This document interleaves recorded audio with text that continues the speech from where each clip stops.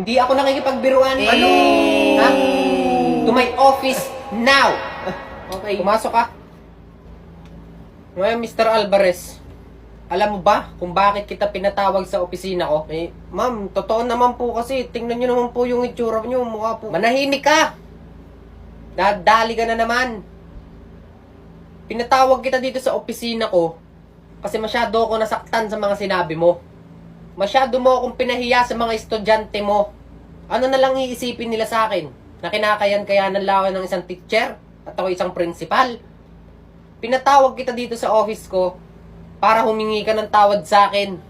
Ma'am, pasensya na po. Eh, nadala lang naman po kasi ako. Kala ko po nagbibiruan lang po tayo. Ganun. Sige. Hayaan mo na. Total, mukhang tama ka naman. Pangit ang ugali ko. Tikit sa lahat. Pangit pa ako. Ma'am, hindi po. Alam niyo ma'am, sa totoo lang, nagbibiruan lang po kami kanina ng mga estudyante ko. Eh, kung tatanungin naman po talaga ako, sa totoo lang po ang ganda-ganda niyo nga po Haranahin kita, saan tayo mapunta, hindi ko kaya malata. Talaga? Totoo ba yung sinasabi mo? Ma'am, opo. Eh, syempre kanina, kunyari, nagtatrash talkan tayo, kaya sabi ko, pangit ka. Tunay. Tunay. Opo, ma'am. Promise. Ang ganda nyo po. Mag-ano lang po kayo, magsuklay. Ito naman, no? Sadyang, alam mo ba, mabilis ako ma-attract sa mga katulad mong palabiro.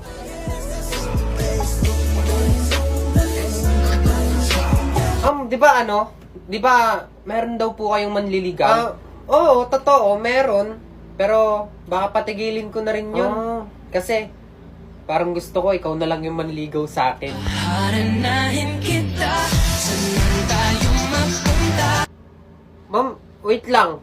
Parang, kanina pa tayo nag-uusap Parang, iniisip ko, parang nakakausap kita. Actually, ako din Feeling ko, parang ang tagal mo na, parang familiar ka sa akin.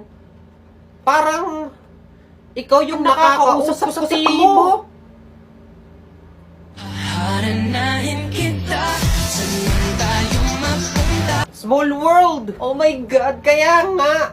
Di ba? Kasi yung friends ko doon din naghahanap sa tingin mo ng mga jowa tsaka makakatuluyan. Nga ma'am, marami pong nagkakatuluyan doon dahil po sa timo. Pero, sa ngayon po, ikaw at ako, feeling ko hindi na po natin kailangan ng timo para magkatuluyan. Haranahin kita, saan tayo mapunta, hindi ko kaya malata. Ma'am, time na po. Kailangan ko na pong bumalik sa klase. Ano ba yan? Time na agad. Siya, sige, bumalik ka na dun sa classroom mo. Basta, mamaya, babalik ka dito ha. Yan mo, ma'am. Babalikan kita. Haranahin